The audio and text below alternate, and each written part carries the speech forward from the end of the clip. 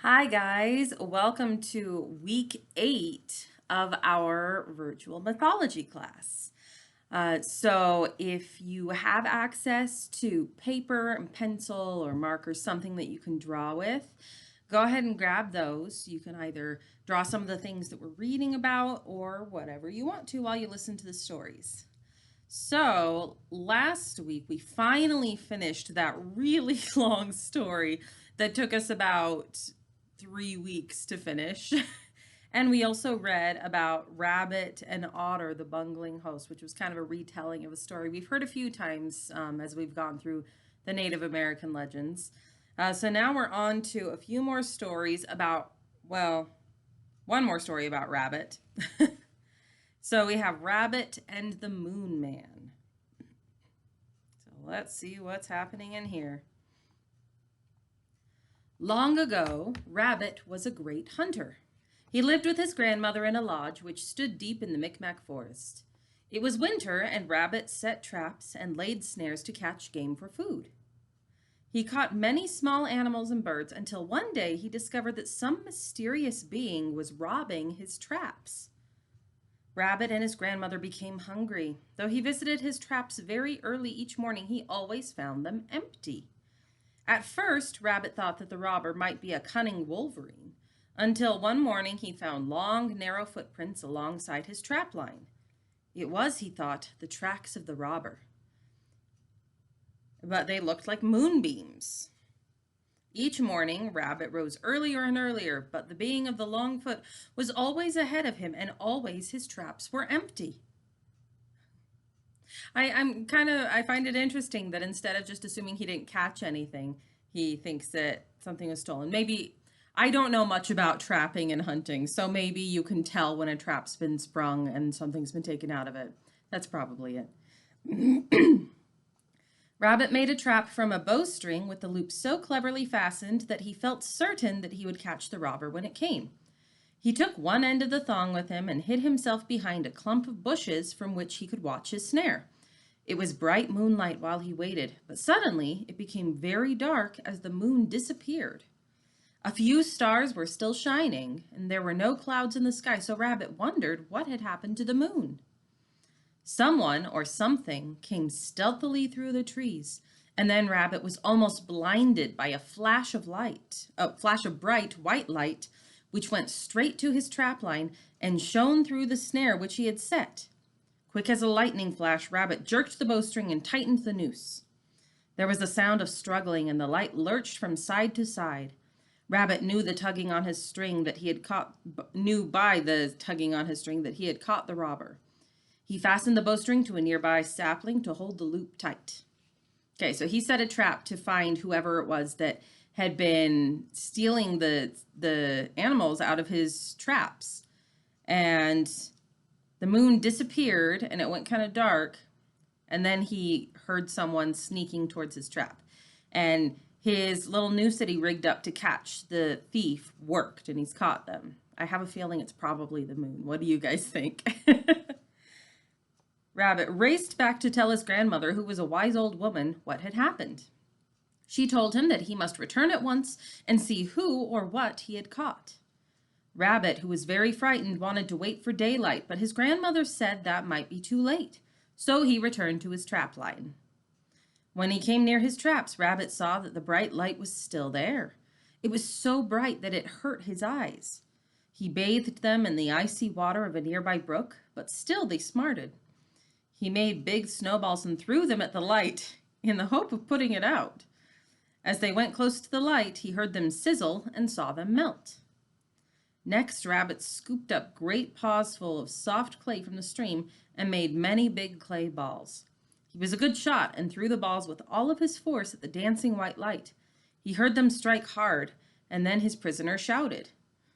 Okay, so the light from the trap is so bright that it's hurting his eyes, so he washes out his eyes, and that doesn't help. The light is still hurting his eyes. So then he starts throwing snowballs at the source of the light, and he hears them sizzle and melt. And then he gets a bunch of clay balls and he starts throwing those, and he hears them hitting whoever he's caught.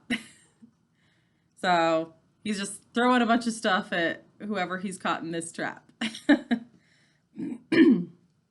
Then a strange, quivering voice asked why he had been snared and demanded that he be set free at once, because he was the man in the moon and he must be home before dawn came. His face had been spotted with clay, and when Rabbit went closer, the Moon Man saw him and threatened to kill him and all of his tribe if he were not released at once. Okay, so the person who's been stealing all of his stuff is the man in the moon, and he's being pretty demanding. He's demanding to be released, and is also threatening to kill him and his whole tribe if he doesn't get released. Rabbit was so terrified that he raced back to tell his grandmother about his strange captive. She too was much afraid and told Rabbit to return and release the thief immediately.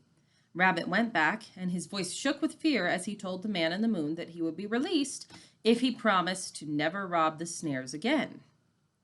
To make doubly sure, Rabbit asked him to promise that he would never return to here, and the Moon Man swore that he would never do so. Rabbit could hardly see in the dazzling light, but at last he managed to gnaw through the bowstring with his teeth, and the man in the moon soon disappeared in the sky, leaving a bright trail of light behind him. Rabbit had been nearly blinded by the great light, and his shoulders were badly scorched. Even today, rabbits blink as though light is too strong for their eyes. Their eyelids are pink, and their eyes water if they look at a bright light. Their lips quiver, telling of Rabbit's terror. The man in the moon has never returned to Earth. When he lights the world, one can still see the marks of the clay which Rabbit threw on his face. Sometimes he disappears for a few nights, when he is trying to rub the marks of the clay balls from his face. Then the world is dark, but when the man in the moon appears again, one can see that he has never been able to clean the clay marks from his shining face. Okay, the end. So that was kind of a cool one. So they come back to how Rabbit had thrown those clay balls at him, and they're saying that the spots on the moon are those marks from where the clay balls hit him, and he hasn't been able to get them off. They also talk about how rabbits blink a lot and have pink eyes from looking at the bright light of moon. And I find it interesting in this. You can tell they didn't know a ton of factual stuff about astronomy because they keep talking about how because the light was so bright of the moon, it was scorching and it was hot. Like most things that are light, but we now know that the moon is reflected light and that it's not actually creating its own light. So it's not hot like they're saying it is. So that was a really interesting story. What did you guys think of that? It was a fun one. I liked it. Okay, up next, we're going to learn about raccoon a little bit. And it's called Raccoon Learns a Lesson. So I have a feeling that raccoon is going to be a little rascally in this story, and he's going to learn a lesson from how he's acting. Oh, you know, just from the first line, this is kind of ringing a bell. Those of you that have taken my mythology class for a while, I have a feeling this might be a retelling of a story we've heard, but I don't exactly remember what happens. So let's go ahead and read it again and see about Raccoon.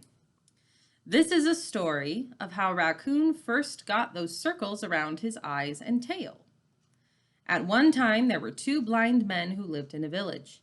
They were unhappy because they could not see and they could not help themselves. So they sat on a log. That is where they decided they were going to stay. Okay, so these two blind men, because they can't take care of themselves, they just have decided, we're just going to sit on a log and that will be our life. Sure, why not? Glooskap found them there one day. He said, "What is wrong?" They said, "Nobody wants us around. We can't take care of ourselves and we can't help anybody else. So we are just going to stay here in the woods until we die." Kind of bleak. Glooskap made a wigwam for them. Then he gave them a rope and said, "Take this rope down to the river, tie one end to a tree and tie the other end to your pail. When you want to drink, just throw the pail into the water and pull it back in." Now Raccoon saw what was going on with the two men. "I am going to have some fun with these two men," he said. Okay, yeah, this is, I think we have read this, but I'm still not remembering what happens. Those of you that take my mythology class, are you remembering it? But I have a feeling Raccoon's going to mess with these two blind men, so that's not cool. All right, so he overhears that Glooskap has set up this system for them to use this rope tied to a pail to get water from the river whenever they need it. And he's overheard all of that. When one of the men went for water at the edge of the river, he took the pail and threw it in the water. Raccoon was very quiet, and he sneaked down to the river and moved the pail over to the sand. When the blind man pulled the rope, there was no water in his pail, only sand. When he went back to his friend, he said, "It seems that our river has gone dry. There is only sand there. There is no water." But the other man didn't believe him. He said, "I think you are just too lazy. You probably didn't go for water at all. You just pretended to go for water." But the other man said, "No, I'm telling you the truth." By this time, Raccoon had come back and put the pail back in the water. When the second blind man went down to the river, he came back with water. He was angry. "See, I have brought water. You are just lazy. You just didn't want to go for water," he said. The men started to fight. Okay, so Raccoon has gotten the two men to be angry with each other because the first one went and he put the pail in the river and he waited, but Raccoon quietly moved the pail from the water over to the sand so that when he pulled the pail back, there was no water in it, just sand. So he thinks that the river's gone dry. And he goes and tells his friend, and his friend's like, "Ugh, I don't believe you. I think you're lazy and you didn't actually go because you didn't want to work." So he goes to go get some water, and in the meantime, Raccoon has moved the pail back into the water. So he gets water, and so now he thinks that his friend was lying to him. So they're fighting. Raccoon noticed that they were cooking supper. There were 4 pieces of meat in the pot. Then Raccoon stole 2 pieces of the meat and went and hid himself. When the first man went to the pot, he took out 2 pieces of meat and began to eat. When the second man went to serve himself, there was no meat left for him. Once again, he became very angry. "It is bad enough how you are lazy and you don't want to get water, but now you even steal my supper? There is no meat here," he said. "I only took 2 pieces of meat. There should still be 2 pieces of meat left," the other man said. So Raccoon got the men to fight while he sat back and laughed at them. Okay, so he's gotten these men to fight with each other twice now. The first time over the water, and now he stole some of their food, and now the 2 men think that the first man ate his 2 pieces like he should have, and the other one thinks that the first man ate his meat when actually it was Raccoon that stole it. And now he's just laughing at them fighting. Glooskap came along and asked them, "Why are you fighting?" "Oh," said the second man, "he is so lazy that he doesn't want to go for water. He said there was no water, but when I went down to the river, there was lots of water. Not only that, but he took my supper. I have nothing to eat." Glooskap looked around. He saw Raccoon rolling around on the ground and laughing. Glooskap knew then what was going on. Glooskap went to the camp where the fire was, and he took out a coal. He took the coal and marked a black circle around Raccoon's eyes. He said, "This is for the 2 pieces of meat you stole from the 2 blind men. You will always have that mark to show you are a thief. You will be known as a thief wherever you go." Next, Glooskap took the coal and drew 4 rings around Raccoon's tail. "This is for the times you made the men fight, and you will remember because how I have marked you will stay with you wherever you go." That is why, even to this day, Raccoon has these marks. He looks like a bandit. The end. Okay, so Glooskap comes, he hears the men fighting, he comes to see what's going on, he asks them, and then he looks over and sees Raccoon laughing over in the corner, and he's like, "Okay, I know what's going on here." So he grabs Raccoon, grabs a piece of coal, draws with the coal around his eyes, and also draws some stripes around his tail, and says, "Those are the marks you're going to have with you from now on as punishment for what you did, that you stole from them, that you're a thief, and that you played tricks on them." And says, "From now on, you're going to be known as a thief, and you're going to look like a thief." And that's true, because a lot of people think now that raccoons with their black masks look kind of like a thief. So that makes sense. So what did you guys think of that story? That was kind of a fun one. I think we have heard it. I just didn't remember any of the details of it. It must have been a while ago, probably in another tribe's stories that we heard this one. Okay, so this next one should probably be exciting because it's called Robbery and Murder Revenged. Intrigue. Okay. Two men once lived together in one wigwam in the woods on the borders of a lake. The name of one was Plowage, partridge, and that of the other was Widgick, spruce partridge. These two men were always associated together, and they lived by the chase. One day, Plowage was walking along the shore in the wintertime, and he discovered three girls seated on the ice, arranging and braiding their hair. He stole up toward them in order to spring upon them and seize one or more, but they were too spry for him and plunged all together into a hole in the ice and thus effected their escape. Okay. So this happened kind of in the story we read a few weeks ago too. What is with people seeing these women and being like, haha, I'm either going to trick them into being with me or steal them? That's not cool. So he sees these three girls and he starts sneaking up on them to try and grab them and steal them. But they're too quick for him, so he doesn't get them. Huzzah. Shortly after this, he saw them again, and this time he was more cautious. He took some fir boughs and concealed himself behind them, and slowly creeping along, he came so near, before the girls took the alarm, that in her haste one of them dropped the string with which she fastened her hair, the sakulobi. This he picked up and carried home with him and tied down to the place where he usually sat and slept in the wigwam. It was not long before the girl who had dropped her hair string returned to search for it. She proceeded to the wigwam where it was fastened and quietly decided to remain and be the wife of him who had thus wooed and won her. Okay, come on.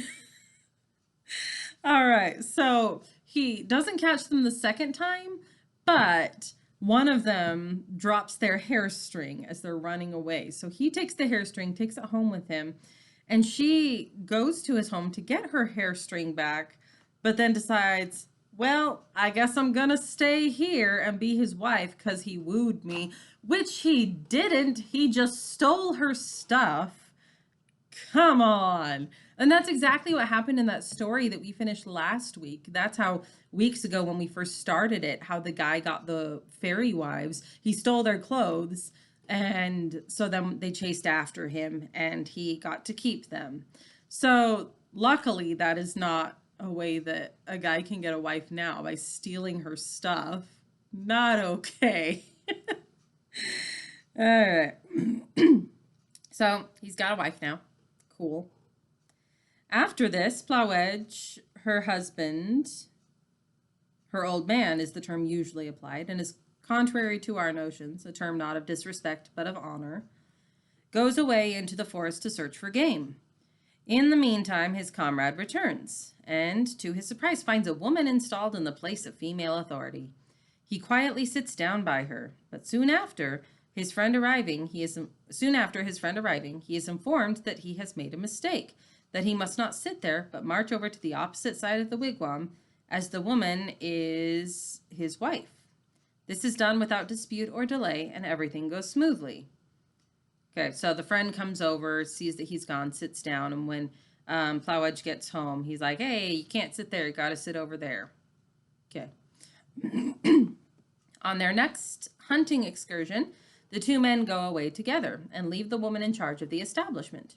Her husband charges her to keep the door closed and to suffer no one to enter, not even her own nearest relatives, not brother or sister, father or mother. For should she open to anyone, she would be carried off and murdered. Wow, that's some serious stranger danger fear there. Actually, and he's not even saying it's a stranger that's going to carry her off and murder her. He says it could be one of her relatives. All right. She promises obedience, and the two men depart. But because she promised obedience, I have a feeling she's going to do the opposite. Because that's always how it goes in these stories. They're told not to do something, and they immediately do it as soon as they can. Come on. All right. They are to be gone all night, and she prepares to take care of the house and to take care of herself as directed. She carefully closes the door and fastens it and lies down to rest. But at midnight, she is awakened by a call outside. Someone is asking to be allowed to come in. Pantadui, open the door for me. But she pays no heed to the call. It is a magician, Puin, and he can imitate the voice of her relatives with spirit-rapping accuracy. There are several of her relatives there. She soon hears, as she supposes, her own brother calling, Pantadui, open the door for me. Still she remains firm to her promise. She pays no heed to the call. After a little she hears, or seems to hear, her own mother call, Nutus, my daughter. Pantadui. Still she stirs not, answers not. Shortly after, she hears her father call, Nutus, Pantadui, loke kiochi, I am very cold. Her resolution now gives way. She cannot refuse to let in her old father. She cannot resist his earnest pleadings for admission. She rises and opens the door. Alas for the poor thing! There stands the wily wolf in the form of a man possessed of magical arts and powers who carries her off and finally kills her. Okay, so I gotta give it to her. She did try to keep her promise, but there was a magician predator outside who could mimic anybody's voice, and he tried calling out to her in the different voices of her relatives, asking to be let in. And it wasn't until finally he did the voice of her father and asked to be let in and said, I am cold, that she finally was like, well, if it is my dad, I can't leave him out there in the cold. So she lets him in, he grabs her, carries her off, and kills her. But that's not the end of the story. Because remember, we have to have revenge too. That was in the title. Wejek comes in from his hunting and is surprised to find the woman gone. He goes in quest of her. He soon comes among the scoundrels who have carried her off and is himself overpowered and killed. Okay, so Plowedge, who was her husband, his friend, Wejek, comes home, finds her gone, goes to find her, and he gets captured and killed too. Finally, Plowedge arrives home and perceives that his wife and his friend are both among the missing. He cannot tell what has become of them, but he has some skill in magic and puts this skill in practice, first to ascertain what has become of his wife and his friend, and next to discover and punish the robbers and murderers. The mode of procedure is this. He takes a wooden dish and fills it half full of water and places this carefully close to the back part of the wigwam, just opposite the door, this being the chief seat or place of honor. Then he lies down on his face and sleeps. Okay, so he's using some magic that he has to try and figure out who took his friend and his wife. And so he gets this wooden dish with water and puts it in the place in the wigwam that is the seat of honor. And then he goes to sleep. In the morning, on awakening, he examines the wooden dish and finds it half full of blood. He knows by this that his wife and his comrade have been murdered. He now resolves on revenge. He will seek out and kill those who have robbed him and killed his friends. He gathers up his weapons and equips himself for the expedition.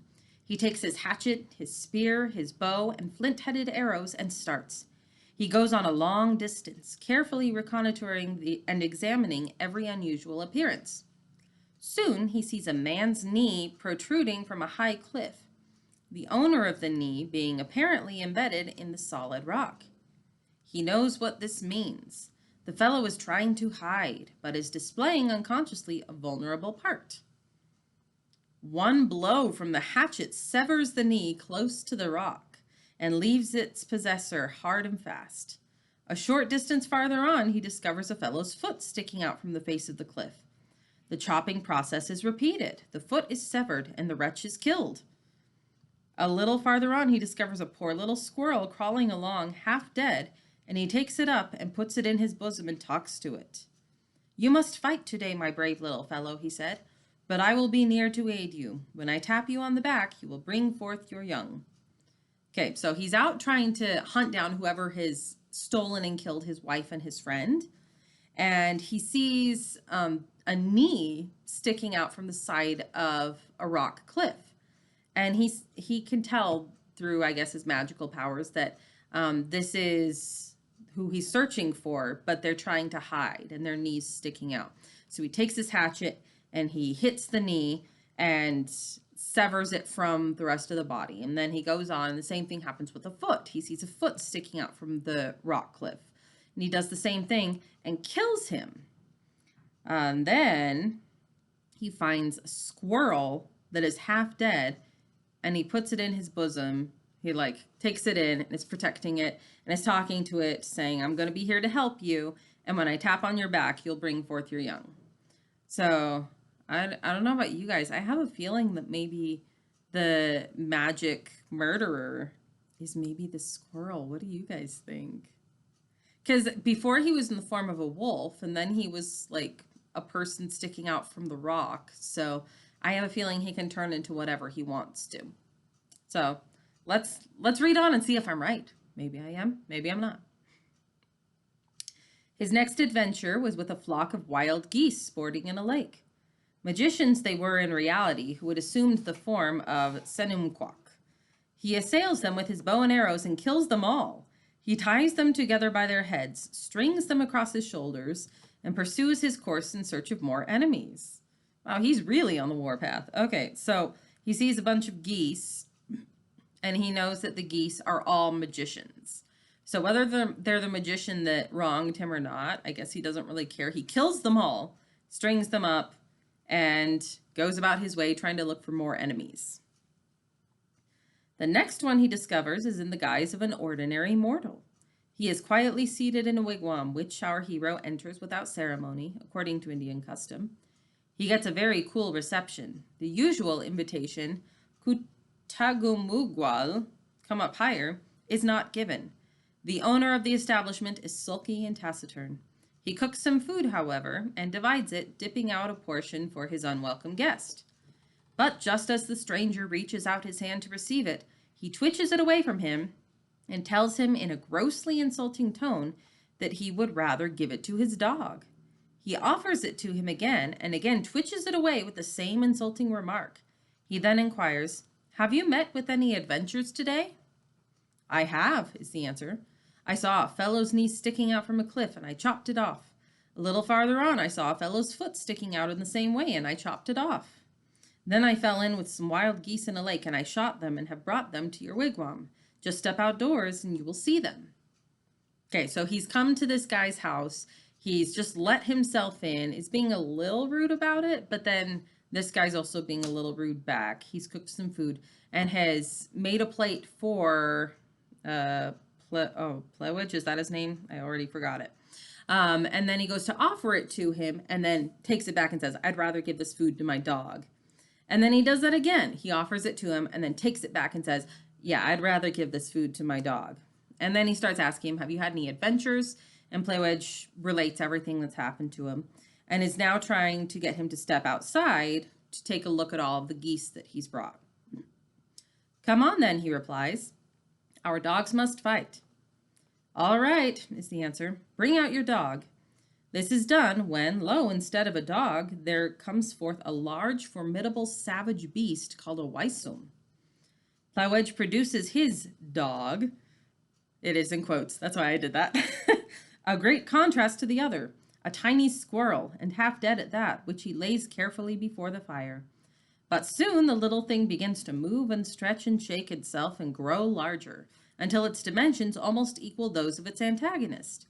The conflict now commences and rages with unabated violence for some time when the Waisum begins to get the better of his antagonist. Okay, so the guy whose house he's visiting has a big savage beast to fight against Plewage's beast, which he gets out the wounded squirrel and he puts it down, but then it starts growing larger and larger until it's almost as big as the beast that it's going to be fighting. And they're fighting back and forth. There's lots of violence. And then the Waisum, the big savage beast of the guy whose name we don't know, starts to get the better of the giant squirrel. Then the master steps up and gives her a tap on the back, and she immediately brings forth two young ones that grow up in a twinkling and are as large, as strong, and as active as their mother. They rush in and mingle in the fray, tearing away with tooth and nail at the poor Weisum. He is soon overpowered, and his master begs for his life, owns that he is beaten, and entreats the other to call off his dogs. Okay, so just when it looks like the squirrel's going to lose, Flowedge steps in and taps the squirrel on the back. And remember earlier, he had told the squirrel that when I tap you on the back, you're going to have some kids. You're going to bring forth some young. And so he does, has baby squirrels. Well, I guess she has some baby squirrels almost immediately that grow up to be the same size. And then all of them gang up on the Weisum to kill it.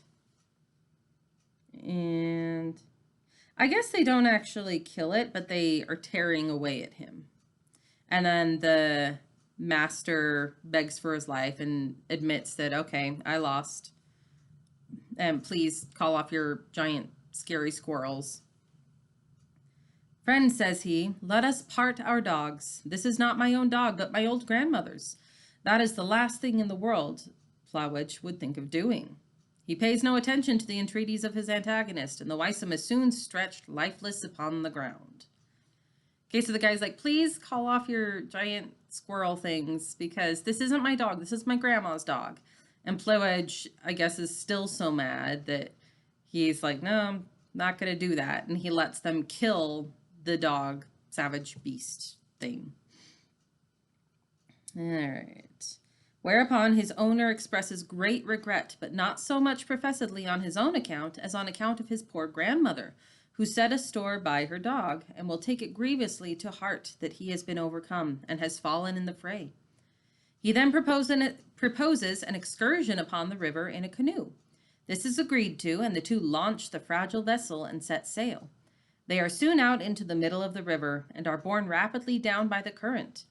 Presently, they reach a high perpendicular cliff, against which the water is dashing with great violence. It is soon discovered that there is a passage through these rocks, and that the water goes thundering through. Into this narrow, dark passageway, amidst the boiling surges, the canoe is driven and forced furiously on. Flowedge maintains his seat and steadies the bark as it flies, but looking round, he sees that he is left alone, his wily companion having leaped ashore just as the canoe was about to enter this horrid hole. Okay, so they were both going up for a canoe ride, because I guess after you've had your animals fight, why not? And it's going fine, but then they get to this area where the water's really violent, and it's pretty dangerous. And Flowedge looks around and sees that the other guy has jumped out of the canoe right before it got to the dangerous part. Soon, however, he emerges out into the light and finds the water calm and smooth, so smooth and still that he can scarcely discover any current at all. He now begins to use his paddle and moves quietly on. He soon discovers a smoke near the shore and lands. The smoke issues from a cave, and standing near the door, he hears the voices of parties within engaged in earnest conversation. Someone is relating to another the adventures of the day. He soon ascertains that it is his host who has deserted him so unceremoniously in the hour of danger, telling his grandmother of the death of the several worthies who had fallen under the superior magic of Flowedge. When he relates how the last magician who had assumed the form of the Weisum, her special friend and favorite, is killed, the old lady's wrath knows no bounds. If he were only still alive, she asseverates, and would come this way, I would roast him alive, that I would. But he is not alive, replies her friend. I sent him where he'll not see the light again very soon, I can assure you. Okay, so Flowedge follows to this cave and hears the guy who had been in the canoe with him telling all of these stories to the grandmother. And the grandmother's so angry when she hears about the Weisum being killed that she's like, oh, if only he were still alive, I would roast him alive, I would. And the guy says, oh yeah, but he's not alive. That the water that he went through in the canoe has surely killed him. Their conversation is now interrupted by our hero stepping boldly in and presenting himself before them. But I am alive, he says. After all, old boy, now come on, addressing the old lady. Roast me to death. Okay, he's a cheeky little bugger, right? So he hears that she wishes he was alive so that she could kill him. And she comes out, she's like, well, I am alive. Come at me. Okay. The old woman gives him a hideous scowl and says nothing, and he takes his seat. She is of the porcupine totem and shows her quills. She begins to rouse up the fire. She has formidable piles of hemlock bark, all dried for the purpose, and she piles it on with an unsparing hand. The fire blazes, crackles, and roars, and the heat becomes intense. But he does not stir until they have exhausted their supply of fuel. It is now his turn. He goes out and collects fuel and bestows it unsparingly upon the fire, and then closes and fastens the entrance to the cave. He hears them calling for compassion, but he is deaf to their cries. The roof and sides of the cavern glow and crack with the heat, and by the fire goes down, and all is still. The last of the robbers and murderers are killed and burned to cinders. The end. Okay, so he goes up to the old woman and basically says, "Come at me. You said you want to kill me. Let's see you try." And she starts building up her fire because she said she was going to roast him alive. And he says, "Okay, now my turn." And he builds a really big fire and then shuts the entrance to the cave, trapping them in there with the big fire, and waits until the fire burns down to cinders, and opens it up. And they're killed. They've been killed. So he finally got his revenge on the last of the magicians who had stolen and killed his wife and friend. So the end. That was an exciting story. It did have the murder and the revenge, and the robbery, I guess. That's weird that they're calling like stealing a person robbery. We would call it kidnapping, but okay. So what did you guys think of that story? I enjoyed that one. That was a good one. So next week we're going to hear a legend about Snowshoe Island and a story about 3 strong men. So that's something to look forward to. I hope you guys enjoyed the stories today. So we had the one that we just finished. We had the one about Raccoon learning a lesson for tricking those blind men. And then we had Rabbit and the Moon Man, when the Moon Man kept stealing stuff out of his snares. So which one did you guys like best? I think I probably liked the last one best. It was the most exciting, so I liked that one. Although it's always fun when you have a rascally character being mischievous like the raccoon, but he was tricking blind men, and come on, guy, be cool. So I hope you're doing well. I hope you're healthy. I hope you're doing stuff to keep yourselves entertained while you're at home. And I'll post another one of these next week. Until then, stay safe and stay healthy.